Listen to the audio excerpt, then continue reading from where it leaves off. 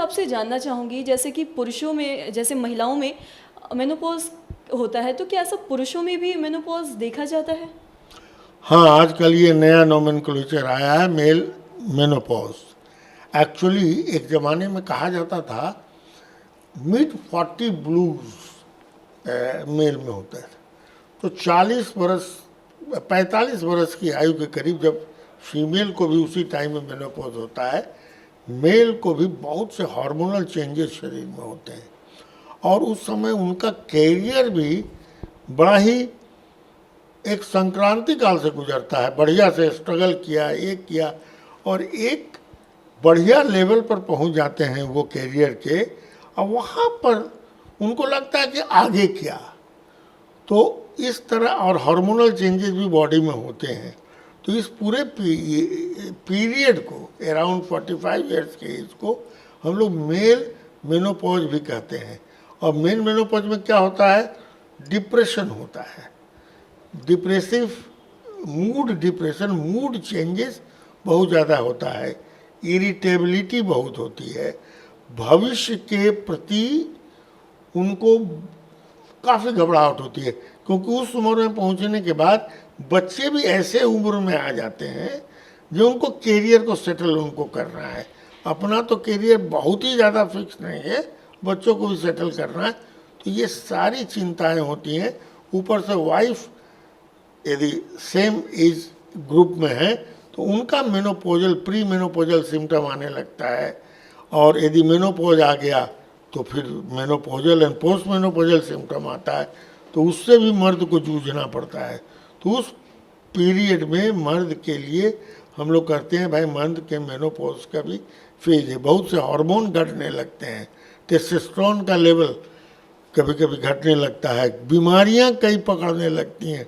वो ऐसा उम्र है कि उस समय अचानक पता लगेगा कि अरे तो डायबिटिक है, अरे इनका तो हाइपरटेंशन है, थोड़ा सा चले और हार्ट में दर्द हो गया तो अरे लगता है कि इनका हार्ट में भी प्रॉब्लम है।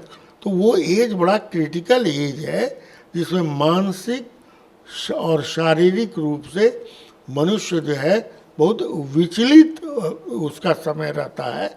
और जैसे औरतों में मेनोपोज, ट्रू मेनोपोज जो होता है हार्मोनल चेंजेस की वजह से, उनमें जो विचलित स्थिति होती है, उनको स्वेटिंग होता है, मूड चेंजेस होता है, उसी तरह मेन को भी होता है।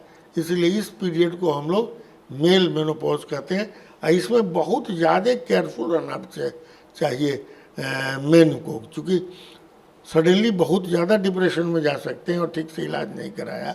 मालूम हुआ कि डायबिटीज़ एकदम अनकंट्रोल है, मालूम हुआ कि स्मोकर इतने हैवी रहे हैं कि उनकी सेक्सुअल एक्टिविटी ख़त्म हो रही है, वाइफ की तरफ से भी बहुत ज़्यादा हेल्प नहीं है, तो वो भी एक माने पार्ट ऑफ द मेनोपॉज हो जाता है।